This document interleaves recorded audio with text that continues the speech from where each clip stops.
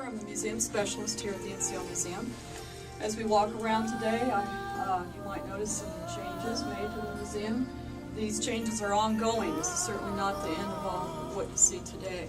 We're constantly making new exhibits, and we've been tasked to do the NCO Academy as well, so we're adding museum exhibits over there as well. But it'll be about 30-minute tour today, okay? And we want to welcome you all to the U.S. Army, the new U.S. Army Museum of the Non-Commissioned Officer. We are one of 72 Army museums worldwide, but the only one that is solely dedicated to the NCO. So we are the only museum that exists for the non-commissioned officer. Of course, it belongs to all of you. Okay, I want to go ahead to the bone. For many years, the Army existed with only 700 to 800 men, and the militia was the primary defense of the nation. Even during the War of 1812, the Army remained very small, and the militia was actually enlarged to defend the nation. Now, here we see an infantry sergeant from the War of 1812. Notice that red sash around his waist. This indicates the ranks of sergeant and above during this time. Notice in the background is a photo blow-up that we had made that shows the Battle of Chippewa, which of course occurred during the same time frame.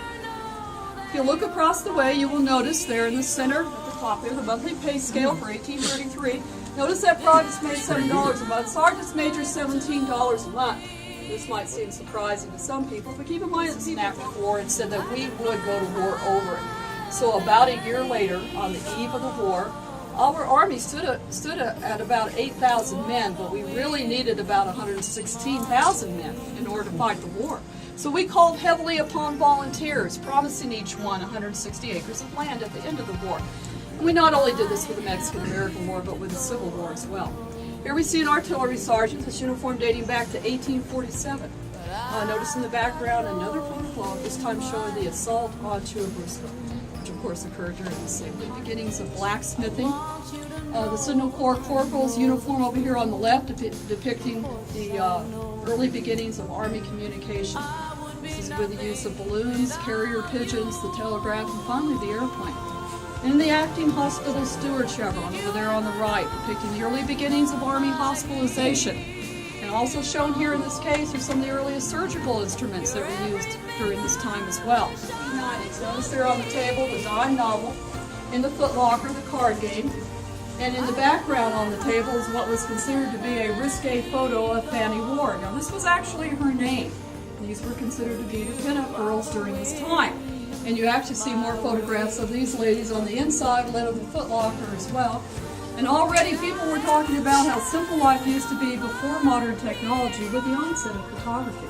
So for the very first time now, technology was beginning to have a dramatic impact in people's lives. Philippine insurrection. Notice that it is tan and cotton as opposed to the traditional blue wool uniform. For the first time now, the cotton resulted with the United States finally going into the tropics and those hot and humid climates. The tan color is a result of the increased accuracy of weapons with the idea of camouflage first coming about. The jacket here in the foreground, this dates back to the 1902 time frame. Notice the chevrons on this jacket. This is what we would today term as the point-up chevron. By 1902, the uniforms were becoming much more form-fitting. As a result of this, the Army had to end up making a very drastic change, and what they had to end up doing was to reduce the size of the chevron. In so doing, they just felt that the point-up chevron looked better than the traditional point down that you saw back in the 1870s and 1880s. You will see it actually go up and down through history, but really there is no apparent reason for this other than the fact that somebody felt it looked better that way during that particular time. Men, 1 million of these men would see action overseas in France. Of course, we picked up a lot of the Allies' weapons during the war. One of them being the French automatic rifle that you see standing here in the foreground. But the best type of weapon to describe World War I was the trench knife, because of the large amount of hand-to-hand combat fighting that took place back during that time. And over here to the right, you will notice 3 of the 4 models of the trench knife that were developed by the United States. Behind you, a mural that shows the 369th Infantry Division of the Hellfighters, who are one of 2 black units who fought extremely well during the First World War. They fought in France, along with the French 161st Division.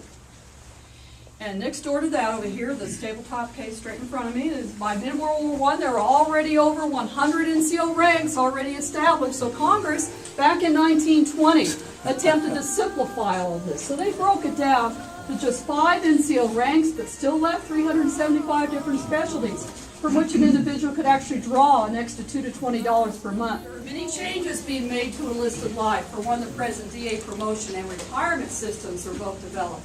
In 1947, for the first time, NCO academies began to spring up, but primarily over in Europe. And in 1951, all military law was finally codified.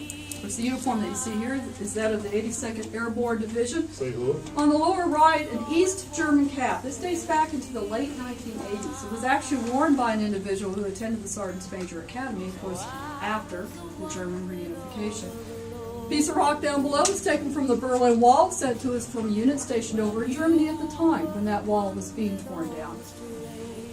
And next we come to a POW uniform worn by Sergeant Major Dennis Thompson, who was a prisoner of war for 7 years in both North and South Vietnam. He was also a speaker at the Academy for many years in the past, until really it became too much for the Academy to keep asking him to come back with each new incoming class, which was at least once every 6 months with the Sergeant's Major course back during that time. And what would happen was Thompson would relive some of the horrid experiences that he had had over there in Vietnam. This would happen to him time after time. It's repetitive. And this is, of course, was very bad for him. So he was finally videotaped. And they did actually play that videotape for the First Sergeant's course. And 5 NCO academies located throughout the world. To keep them on this map is only as of 1985. This is when NCOES finally became fully implemented. So we keep it at this particular date. So if you look very carefully at this map, of course, and you are familiar with the locations of the NCO academies as they are today, take note of the fact there have been quite a few changes that have occurred over the years between 1985 and the present day that unfortunately this particular wooden map does not reflect at this time. Of course, the capstone of the non-commissioned officer education system, United States Army Sergeant's Major Academy. Because it's Common Core responsibility, all the courses for NCOES. And currently, as well as in the past, have been responsible for administering the Sergeant's Major course, First Sergeant course, Battle Staff Non-Commissioned Officers course, and the Command Sergeant's Major course. In addition, they are responsible as well for the production of the NCO Journal. This is what the museum staff refers to as the First Iraqi War. This is a small exhibit, primarily showing you what was worn during Operation Desert Storm. Much of what you see in this exhibit is captured Iraqi equipment, as well as the case across the way, including those 2 gas masks there. All Operation Desert Storm. Okay, moving on down, we come to what the museum staff refers to, of course, as the Second Iraqi War, referring to the ongoing conflict in Iraq at this time. Before I go on with that, though, I want to point out the modern NCO here. Of course, we have the uniform there on the left, the Army Combat Uniform, much more familiar uniform of today. On the right, to the right of that is the Army Battle Dress Uniform. Across the way, the Desert Camouflage Uniform, this particular one worn by Tracy McMillan in Afghanistan.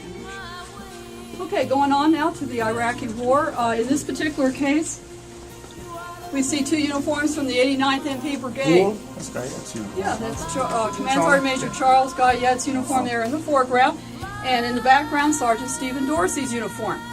And over here to the right on the blackboard, several items brought back by the American soldiers from Iraq towards the beginning of the war. And these items are considered artifacts here at the NCO Museum. Only a select few have been chosen to be put on display. Okay? In the upper right-hand corner, plastic handcuffs used to detain captured Iraqi soldiers. Numerous leaflets and flyers given out by the American soldiers to the Iraqi people. Maps that the American soldiers used over there in Iraq. On the lower left there, a bayonet and scabbard confiscated from an Iraqi soldier by the American soldiers.